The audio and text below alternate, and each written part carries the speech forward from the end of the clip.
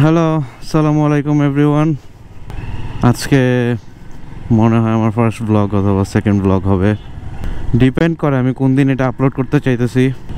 So তাছাড়া এখন যাচ্ছি আমি অফিসে, প্রায় গত 1-1.5 ঘন্টা যাবত জ্যাম ঠেলতে ঠেলতে আমি এখন এই পর্যন্ত আসছি।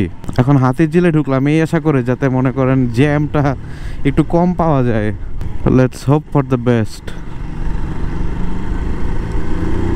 আশা করতেছি অত মাথা নষ্ট করা ট্রাফিক থাকবে না এই জায়গায়। ম্যাপে দেখছিলাম গুলশান পর্যন্ত অনেক ট্রাফিক, বাট দেখি কতটুক যাওয়া যায়। অনেক পেইনফুল একটা জিনিস, সকাল 9টা বাজে বের হয়ে 10টা, 10:30, 11টা, মনে করেন যে সকাল 9টায় বের হইলে লেট হবে, বাট যদি সকাল 10টায় রওনা দিই সেক্ষেত্রে আবার অনেক কুইক পৌঁছায় যাওয়া যায়। খুব বাজে একটা সিচুয়েশন রাস্তাঘাটের। আপনারা আমাকে জানাবেন যে অডিও কোয়ালিটি তারপরে ভিডিও কোয়ালিটি কোনটা ইমপ্রুভ করা দরকার, কথাবার্তা কোন টপিক নিয়ে কথা বললে আপনারা এনজয় করবেন। আমার চ্যানেলে এই ফার্স্ট ভিডিও আপলোড করা শুরু করব, মোটো ব্লগ আই গেস। তাছাড়াও দেখি আরও কি আপনাদেরকে কন্টেন্ট ডেলিভার করতে পারি। তো এই হলো ব্যাপার। এখন যাচ্ছি অফিসের দিকে, হোপফুলি সামনে ট্যুর দিব, অনেক মজা হবে। ফ্রেন্ডদের সাথে মোটরসাইকেল রাইড করব। যেই বাইক হয়তো আপনারা দেখেন নাই, আমি হাতে পাইলে সেটা আপনাদের সাথে শেয়ার করব যে সেই বাইকগুলা কীরকম। ইভেন আমার যেই বাইক এপ্রিলিয়া FX 150, এই বাইকটাও অনেকে কিনছেন, আবার অনেকে কিনতে চাচ্ছেন। সো আমি আর কি এই বাইকটা নিয়ে অনেক ভিডিও বানাবো যাতে অ্যাটলিস্ট আমার বাইকটা দেখে আপনারা ধারণা করতে পারেন যে এই বাইকটাকে কেনা উচিত হবে কি না, বা কোন ধরনের মানুষ বা কারা এই বাইকটা কিনবেন, কারা কিনবেন না। সো সেগুলো নিয়ে ভিডিও বানাবো, এই বাইকের সার্ভিস সম্পর্কে ভিডিও বানাবো, বাইকটা কেমন চলতেছে, তারপরে পার্টস অ্যাভেলেবিলিটি, কারণ এই বাইকটা কিন্তু আসছে অনেক আগে। সো দেখা যাক আপনাদের সাথে কি শেয়ার করতে পারি। তাছাড়া এই বাইক আমার কাছে খুবই ভালো চলতেছে। মাঝে মধ্যে একটু দুষ্টামি করে, একটু কষ্ট দেয়, বাট ওভারঅল খারাপ না, ভালোই চলতেছে। মাইলেজও মোটামুটি ওকে হয়ে গেছে। এখন আগে তেল খাইতো, মানে এটা মেনটেন করে চালাইলে মোটামুটি ভালো চলে। এখন এটা ডিপেন্ড করে মানুষের উপর। এই দেখেন জ্যাম হয়ে গেছে রাস্তায়, আমি এই ঠেলাঠেলি শেষ করে আপনাদের সাথে আবার কথা বলতেছি।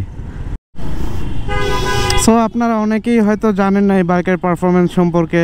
বাইকটা অনেক লাইট ওয়েট আর পাওয়ার ফিগারও খুব কম, বাট গিয়ার রেশিওটা অনেক লং, যার কারণে বাইকটা অনেক সুন্দর পারফর্ম করে। বাট এটা আফটার মার্কেট পার্টস খুবই কম, মার্কেটে পাওয়া যায় না। এর জন্য আপনারা কিনতে গেলেও মনে করেন যে অনেকে সেকেন্ড থটস আসবে মাথার মধ্যে যে এটাকে কিনবো নাকি কিনবো না। তবে এই বাইকটা রাফ চালানোর জন্য না, আপনি বাইকটা আস্তে ধীরে চিল করে চালাবেন, হাইওয়েতে যাবেন, ট্যুর দিবেন। এই বাইকটা আমাদের দেশের ক্লাইমেটের জন্য না বলে আমার কাছে মনে হয়। কারণ কি, সামার টাইমে দেখেন ইঞ্জিন ক্রেজি ওভারহিট হবে আপনার। আমি তো এটা নিয়ে রাঙ্গামাটি গেছিলাম, বাইকটা এত সুন্দর পারফর্ম করছে বলার বাইরে। শহরে আসার সাথে সাথে বাইক পাগল হয়ে গেছে, আর যতক্ষণ হাইওয়েতে ছিল ক্রেজি পারফর্ম করছে। এত মানে শান্তিতে চলছে এই বাইক। আপনি এটা বলতে পারেন চাইনিজ প্ল্যান্টে বিল্ড হয়েছে এই বাইক। এপ্রিলিয়া হলেও এটা কিন্তু আরেকটা মডেল আছে যেটা একদম পিওর স্প্যানিশ, ওইটা হচ্ছে আপনার ডার্বি STX, ওইটা কিন্তু এটার বাইক সেম পুরা। এই বাইকটা স্পেসিফিক্যালি চাইনিজ প্ল্যান্টে বানানো, কারণ যে অরিজিনাল মডেলটা আছে ওইটার ইঞ্জিনটা অনেক ডিফারেন্ট, এটার সাথে মিলে না। ওটার ইঞ্জিন কার্বোরেটেড ইঞ্জিন, আর এটার ইঞ্জিন FI।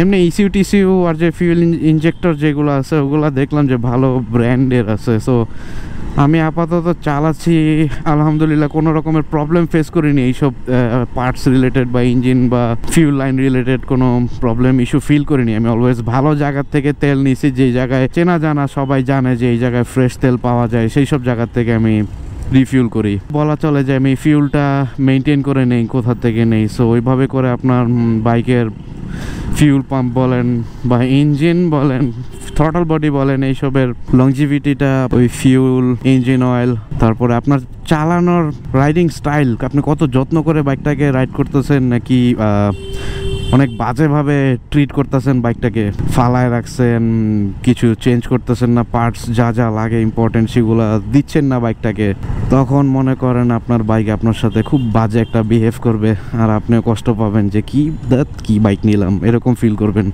সামটাইমস আমি করি এরকম ফিল, বাট এরপরেও সামটাইমস আমার কাছে অনেক ভালো লাগে যে না, আমি আরও আশেপাশে দু এক জায়গায় তাকাইলে আমার কাছে মনে হয় যে না, আমার বাইকটা ভালো আছে। দেখেন কোথার থেকে কোথা দিয়ে কই যাওয়া লাগতেছে, সোজা রাস্তা। যেখানে মনে করেন আমার এই ধানমন্ডি থেকে গুলশান আসতে লাগে আপনার 25 মিনিট, সেখানে আমার লাগতেছে মনে করেন 1.5 থেকে 2 ঘন্টা। এই একটা অবস্থা এখন রাস্তাঘাটের। মনে করেন আমার তো লাস্ট নভেম্বরে হাতে সার্জারি হয়, সো এখন আমি রিকভারিং, যার কারণে আমি ঠিকমতো বাইকও চালাইতে পারতেছি না। আমার কথা হচ্ছিল যে আমার যাতে খুব ফাঁকা রাস্তায় খুব আস্তে ধীরে রিল্যাক্সভাবে বাইকটা চালাইতে পারি, বাট এই যে সামনে দেখেন উঁচা নিচা পথল, আমার খুব কেয়ারফুলি চালানো লাগে বাইকটা, যাতে আমার হাতে বা রিস্টে ঝাঁকি না লাগে। আমার রিস্টে একটা স্ক্রু লাগানো, তো এটা অলমোস্ট রিকভার হয়ে গেছে, আর হয়তো 1 মাসের মধ্যে ফুলি রিকভার হয়ে যাবে। আর হোপফুলি উইকেন্ডসে অনেক ভিডিও বানাবো যেগুলো দেখে আপনারা অনেক এনজয় করবেন।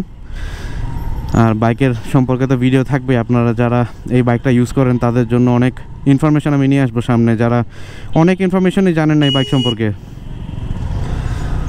তো আমি সেগুলো ফিগার আউট করছি বা করতেছি, যাতে এই বাইকটাকে আরও কিছুদিন চালানো, মানে আরও লং টাইম চালানো যায়। কারণ এই বাইক অনেকেই আপনারা নিয়ে ভোগান্তির শিকার হয়েছেন, যার কারণে মনে করেন যে আপনারা বিভিন্ন পার্টস না পেয়ে বাইকটা অনেক লো কিলোমিটারে বিক্রি করে দিচ্ছেন বা বিক্রি করার চিন্তা ভাবনা করতেছেন। তাদের জন্য আমি কিছু ভিডিও বানাবো, যাতে আপনারা নতুন করে বাইকটাকে একটু ভালোবাসা দিতে পারেন বা মনে একটুখানি ভালোবাসা কাজ করতে পারে এই বাইকটার জন্য। আমার কাছে ভালোই লাগে, মাঝে মধ্যে অনেক কষ্ট দেয়। সো আপনাদের সাথে আমার কাজের শেষে আবার কথা হবে। টিল দেন, আল্লাহ হাফেজ।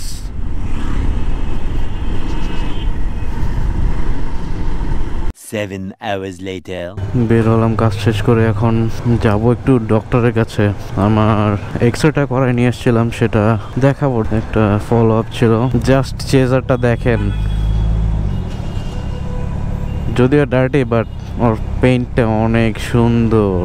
কিছু মানুষকে কি বলবেন বলেন, আপনি মনে করেন যে আপনার মিররসগুলো অ্যাডজাস্ট করে রাখেন যাতে আপনি নিজের হিসাব মতো দেখতে পারেন, আর কিছু মানুষ আছে তারা আপনার সাইড মিররগুলো নিয়ে খেলবে, এগুলোর অ্যাডজাস্টমেন্ট নষ্ট করবে যাতে আপনি পিছনে কি আসে না সেটা দেখতে না পারেন। এই দেখেন এখন দেখা যাচ্ছে, কি সুন্দর ভাই। ওয়েদারটা এখন ভালোই লাগতেছে, এই সানসেট হওয়ার টাইমটাতে ওয়েদারটা খুব সুন্দর থাকে। বাট আজকে গরম পড়ছে অনেক, ওয়েদারটা হিটও আছে প্রচন্ড। দেখেন কত সুন্দর একটা সানসেট।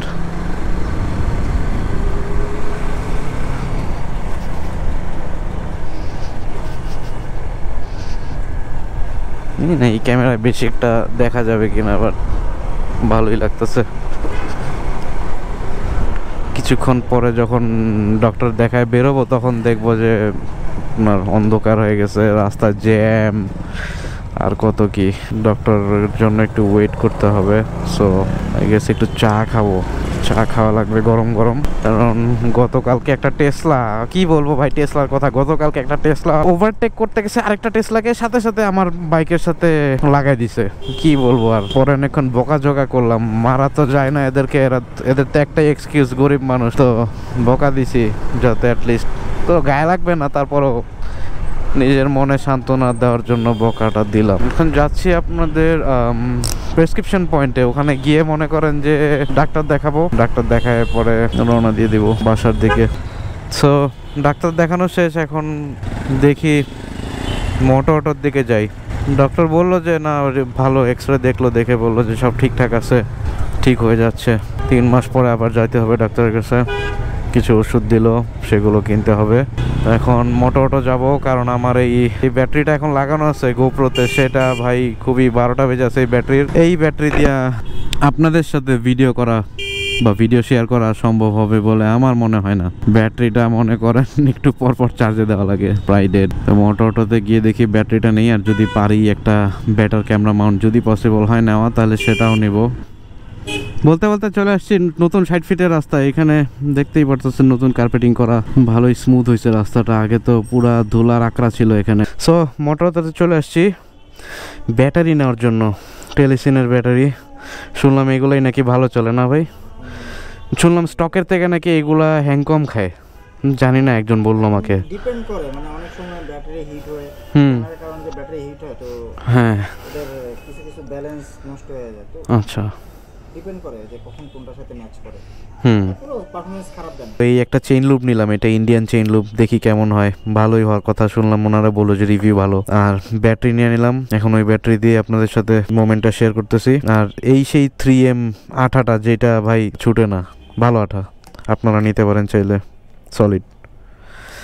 বাইরে হয়ে কথা বলি।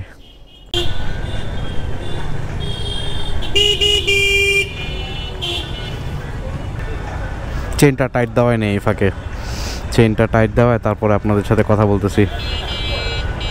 এমন টাইমে দেখা হয়ে গেল আমাদের এমিলি অন দ্য রানের সাথে। তো ফ্রেডম্যান ভাইয়ের সাথে দেখা হয়ে গেছে, চেইন টাইট দেওয়ায় বাসায় যাই। ভাইয়ের সাথে দেখা খুব ভালো লাগলো অনেকদিন পরে। লাস্ট সেই কবে দেখা হয়েছে মনেও নাই। আমাদের একটা রাইডে যাওয়া উচিত। রাইডে যাওয়া উচিত আমাদের, চলেন এই উইকেন্ডে রাইডে যাই একটা। সামনে আমি সুন একটা রাইড প্ল্যান করতেছি। হুম, এই উইকেন্ডেই চলেন, চা খায় আসি হেলিপ্যাডে গিয়া ইনশাআল্লাহ। ইনশাল্লাহ। এই আমাদের ফ্রেডম্যান ভাইয়ের বাইক, এটাতে ফোর্স কার্বনের একটা এক্সস্ট করা।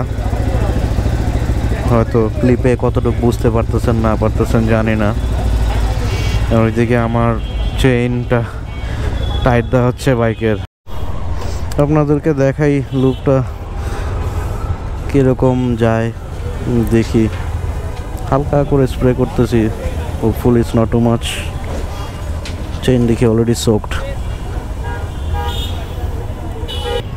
যাইতে যাইতে আপনাদের সাথে আরও কিছু শেয়ার করি। এই যে ফ্রেডম্যান ভাই,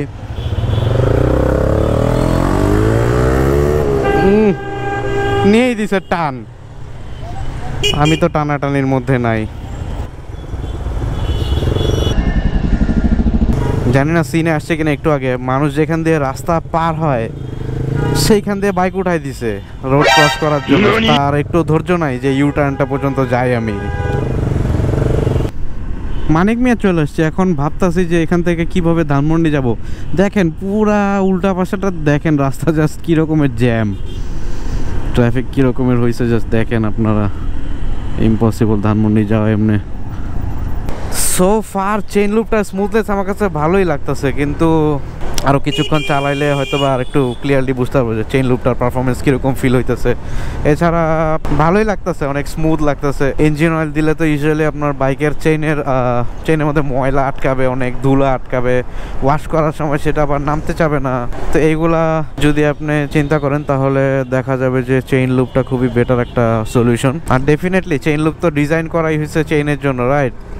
আমি জানি না কোন ব্র্যান্ড কোন ম্যাটেরিয়াল বা কিভাবে কি চেইন লুপ কোন পারপাসে বানায়, but chain loop is meant for the chain, right? তো আপনার চেইন ভালো থাকবে স্বাভাবিক, ওয়ার এন্ড টিয়ারটা যদি কম হয় আর কি, এটাই তো আমরা চাই। তো দেখি এই ক্যানটা শেষ হোক, তারপরে আপনারা আমার থেকেও জানতে পারবেন যে আমার এক্সপিরিয়েন্স কীরকম এই চেইন লুপের সাথে। এছাড়া অনেকে রেকমেন্ড করে ড্রাইভের চেইন লুপ, এটা নাকি সব থেকে বেস্ট। এটা আমি ইউজ করছিলাম অন্য একটা বাইকে, তখন বাইকটা নিয়ে শ্রীমঙ্গল গেছিলাম, ওই সময় ড্রাইভের চেইন লুপটা ইউজ করা হয়েছিল, ভালোই ছিল, খারাপ না, বাট অত প্রপারলি ফিল করতে পারিনি। এখন তো মোস্ট অফ দ্য টাইম আমি সিটি রাইডই করবো, সো বোঝা যাবে তখন যে এই লুপটা পারফরমেন্স কীরকম। আর হাইওয়ের পারফরমেন্স তো আপনার কন্টিনিউয়াস রাইড হইতেই থাকে, সো চেইনও গরম হবে, লুবও ওয়্যার আউট হবে, স্বাভাবিক, তাই না? ওই সময় চেইনও বেশি অ্যাপ্লাই করতে হবে। এমনিতে মনে করেন আমার মনে হয় চেইন লুপটা উইকে 2 বার অ্যাপ্লাই করলেই এনাফ, বেশি একটা দরকার পড়বে বলে মনে হয় না। যে রোডগুলা জায়গায় জায়গায় এইভাবে কাইটে রাখছে দেখছেন, এখান থেকে আপনার ফোর্ক বলেন, সাসপেনশন বলেন, কিছু না কিছু একটা ইস্যু এখান থেকে তৈরি হবে। আজকের ব্লগ হয়তো বা এখানেই শেষ। আমি এখন আমার ফ্রেন্ডের সাথে একটু গল্প টল্প করবো, করে তারপরে বাসায় চলে যাব। সো আড্ডা দিয়ে এখন বাসার দিকে রওনা দিচ্ছি। ভিডিওটা ভালো লাগলে অবশ্যই লাইক দেবেন আর চ্যানেলটাকে সাবস্ক্রাইব করবেন। হোপফুলি আরো ভালো ভালো কন্টেন্ট নিয়ে আসবো আপনাদের কাছে। আর এই বাইক সম্পর্কে আপনাদের কিছু জানার থাকলে ডেফিনেটলি কমেন্ট করবেন, আমি চেষ্টা করব আপনাদেরকে সেই ইনফরমেশন দেওয়ার জন্য। অনেক রিসার্চ করতেছি এই বাইক নিয়ে মোটামুটি টুকটাক, সো হোপফুলি আপনাদেরকেও হেল্প করতে পারবো আমার রিসার্চের মাধ্যমে, কারণ অনেকেরই অনেক কিছু এখনো জানা নাই এই বাইক সম্পর্কে। সো আমাকে সাপোর্ট করবেন, পাশে থাকবেন হোপফুলি, আর গ্রো করতে হেল্প করবেন। আপনাদের দোয়া আদর আর ভালোবাসায় হোপফুলি আমি সামনে আরও গ্রো করতে পারবো, রেগুলার ভালো ভালো কন্টেন্ট যাতে আপনাদের সাথে শেয়ার করতে পারি, সেই আশায় আজকের মতো বিদায় নিচ্ছি এখানে। আল্লাহ হাফেজ, আসসালামু আলাইকুম।